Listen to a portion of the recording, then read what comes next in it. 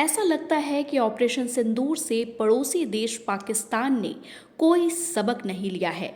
एक ओर तो वह भारत के साथ बार बार बातचीत की पेशकश कर रहा है, वहीं दूसरी ओर भारत को उकसाने वाली हरकतों से बाज नहीं आ रहा है। पाकिस्तान के प्रधानमंत्री शहबाज शरीफ ने संघर्ष विराम के बाद 2 बार भारत के साथ बातचीत की पेशकश की है, जिस पर भारत ने कोई प्रतिक्रिया नहीं दी है, क्योंकि भारत ने पहले ही स्पष्ट कर दिया है कि जब तक पाकिस्तान आतंकवाद का रास्ता नहीं छोड़ेगा, तब तक उसके साथ कोई बातचीत नहीं होगी। इसके बावजूद पाकिस्तान का जो प्रतिनिधिमंडल अमेरिका गया हुआ है, उसका नेतृत्व करने वाले बिलावल भुट्टो ने भी भारत के साथ बातचीत की गुहार लगाई है। पाकिस्तान की इस पेशकश के पीछे उसकी गहरी साजिश नजर आ रही है, क्योंकि वह आतंकवाद की आग को हवा देने का लगातार प्रयास कर रहा है और अब तो उसने खुद ही अपनी आतंकी चेहरों को पूरी दुनिया के सामने बेनकाब कर लिया है।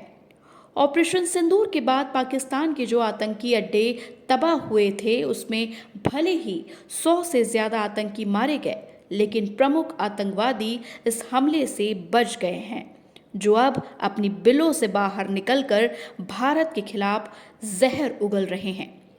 लश्कर ए तैयबा ने हाल ही में पाकिस्तानी सेना की कड़ी सुरक्षा के बीच आतंकवादियों का एक सम्मेलन आयोजित किया, जिसमें कुख्यात आतंकवादी अमीर हजदा और सैफुल्लाह ने खुलेआम गजवाए हिंद के लिए जिहाद का आह्वान किया।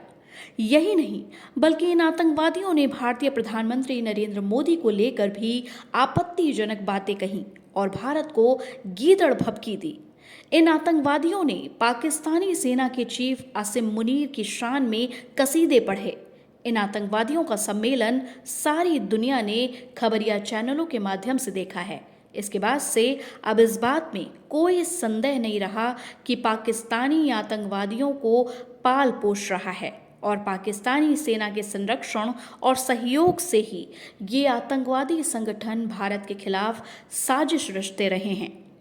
कश्मीर के पहलगाम में हुए आतंकी हमले का मास्टरमाइंड सैफुल्लाह स्पष्ट कह रहा है कि उसे आर्मी चीफ आसिम मुनीर का वरद हस्त प्राप्त है। ऐसे में ये संदेह भी पुष्ट होता है कि भले ही पहलगाम का आतंकी हमला सैफुल्लाह की साजिश रच रही हो, लेकिन इसका षड्यंत्र आसिम मुनीर ने ही रचा हो। कुल मिलाकर पाकिस्तान में आतंकवादी अब सम्मेलन करने लगे हैं और भारत के खिलाफ भड़काऊ बयानबाजी कर भारत को एक और सैन्य कार्यवाही के लिए उकसा रहे हैं। गौरतलब है कि भारत ने भले ही संघर्ष विराम के लिए अपनी सहमति दे दी है, लेकिन साथ ही ये भी चेतावनी दी है कि ऑपरेशन सिंदूर फिलहाल स्थगित हुआ है, खत्म नहीं हुआ है।